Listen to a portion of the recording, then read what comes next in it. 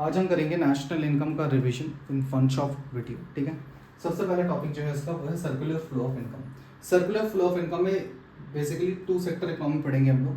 To sector economy में कौन कौन से चीज लोग आते हैं, आपका हाउस होल्ड आता है और एक होता है हमारा फॉर्म। हाउस होल्ड क्या करता है, अपनी फैक्टर सर्विस देता है टू द फॉर्म।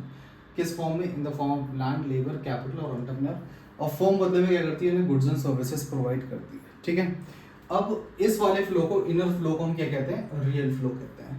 और देखो, हाउस होल्ड ने जो फैक्टर सर्विस दी है किसको, फॉर्म को। फॉर्म बदले में इनको पेमेंट करती है जिसको हम कहते हैं फैक्टर पेमेंट। किस फॉर्म में?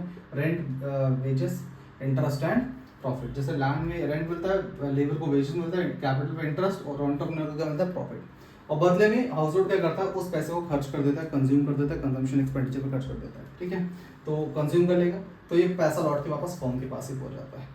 अब ये वाला जो बाहर वाला फ्लो है उसे हम कहते हैं आउटर फ्लो को कहते हैं, ये वाला आउटर फ्लो को हम कहते हैं मनी फ्लो। ठीक है, इसको मनी फ्लो कहते हैं कि इसके अंदर मनी इन्वॉल्व होता है। सेकंड टॉपिक है हमारा स्टॉक एंड फ्लो का डिफरेंस। स्टॉक वेरिएबल वो वेरिएबल होता है जो एक पर्टिकुलर पॉइंट ऑफ टाइम पे मेजर करते हैं। ठीक है, एक पर्टिकुलर पॉइंट ऑफ टाइम पे। फ्लो वेरिएबल वो वेरिएबल होता है जो over the period of time measure किया जाता है। जैसे इंडिया की पॉपुलेशन हो गई 31 मार्च 2026 और ये हमारा स्टॉक वेरिएबल है क्योंकि एक पर्टिकुलर पॉइंट ऑफ टाइम पे मेजर करें। फ्लो वेरिएबल में जैसे नंबर ऑफ बर्थ्स ड्यूरिंग 2025 में जितने भी बर्थ हुए तो वो एक particular period of time, 1 year का टाइम ले रहे हैं, तो ये फ्लो कॉन्सेप्ट होगा। ठीक है, इसके अंदर टाइम डायमेंशन कवर नहीं होता क्योंकि एक पर्टिकुलर पॉइंट ऑफ टाइम पे मेजर करते हैं, इसके अंदर टाइम डायमेंशन को कवर किया जाता है। ठीक है, फिर स्टैटिक कॉन्सेप्ट होता है, फिक्स नेचर का होता है और एक डायनामिक कॉन्सेप्ट होता है। ठीक है, अब बात करेंगे नॉर्मल रेजिडेंट कौन होता है हमारे कंट्री। नॉर्मल रेजिडेंट कौन होता है? Ordinary reside in country plus उसका सेंटर ऑफ इकोनॉमिक इंटरेस्ट जो है वो कंट्री में लाया करता है, इंडिया में लाया करता है। ठीक है, और ऑर्डिनरी रिजाइड का मतलब होता है कि बेसिकली 1 साल से ज़्यादा रह रहा है इंडिया में। और दूसरी बात सेंटर ऑफ इकोनॉमिक इंटरेस्ट का मतलब होता है कि इंडिया में 3 चीज़ें कर रहा है, अर्निंग, स्पेंडिंग और एक्यूमुलेशन। अर्निंग, स्पेंडिंग और एक्यूमुलेशन, ये 3 चीज़ इंडिया में कर रहा है, तो इसका मतलब सेंटर ऑफ इकोनॉमिक इंटरेस्ट उसका इंडिया में है। तो नॉर्मल रेजिडेंट 2 चीज़ें देखनी, ऑर्डिनरी रिजाइड इन कंट्री और दूसरा centre of economic interest India में होना चाहिए। ठीक है, ये लोग नॉर्मल रेजिडेंट नहीं कहलाते। कौन कौन से लोग नहीं कहलाते? फॉरेन टूरिस्ट नहीं कहलाता।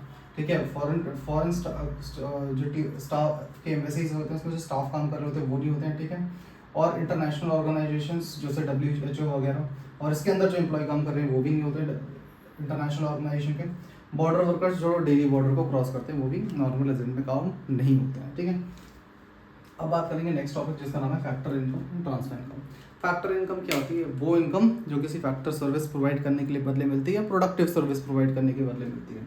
और ट्रांसफर इनकम जो बिना किसी प्रोडक्टिव सर्विस प्रोवाइड करने पे मिलती है वो ट्रांसफर इनकम होती है। ठीक है, ये नेशनल इनकम में इंक्लूड होती है। फैक्टर इनकम को इंक्लूड किया जाता है, नेशनल इनकम, डोमेस्टिक इनकम दोनों, और ट्रांसफर इनकम को इंक्लूड नहीं करते हैं। ठीक है, फिर इसका ये एक अर्निंग कॉन्सेप्ट है कि कमाई जाती है, फैक्टर सर्विस प्रोवाइड करने के बदले मिलती है।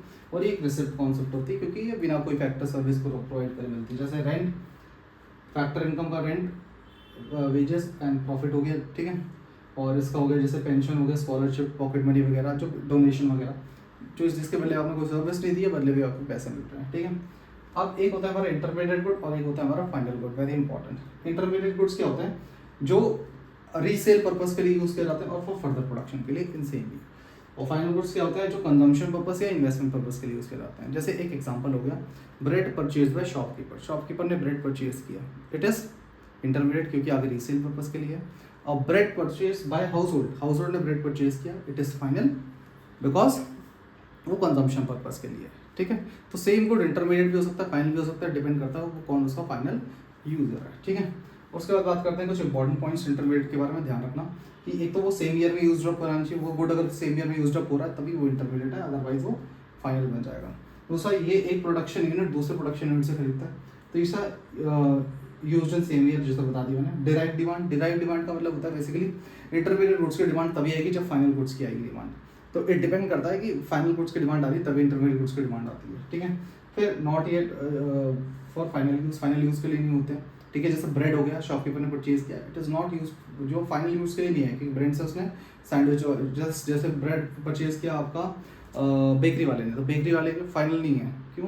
क्योंकि वो उसे फर्दर प्रोडक्शन करेगा, सैंडविच बनाएगा। ठीक है, तो फर्दर इसे यूज़ करते हैं इसलिए नॉट रेडी फॉर यूज़ होता है। ठीक है, it's values merge with final goods, मतलब इंटरमीडिएट गुड्स की वैल्यू फाइनल गुड्स में ऑलरेडी क्या हो जाती है, धीरे धीरे मर्ज हो जाती है। ठीक है, तो ये हो गया हमारा intermediate good and final goods का डिफरेंस हो गया, ठीक है। अब हम बात करेंगे कंजम्पशन गुड्स क्या होते हैं और कैपिटल गुड्स क्या होते हैं। कंजम्पशन गुड्स वो गुड्स होते हैं जो ह्यूमन वांट्स को डायरेक्टली सेटिस्फाई करते हैं, ठीक है। और ये कितने टाइप के होते हैं, 4 टाइप के होते हैं, एक ड्यूरेबल, एक नॉन ड्यूरेबल, एक सेमी ड्यूरेबल और एक होती है हमारी सर्विसेज, ठीक है।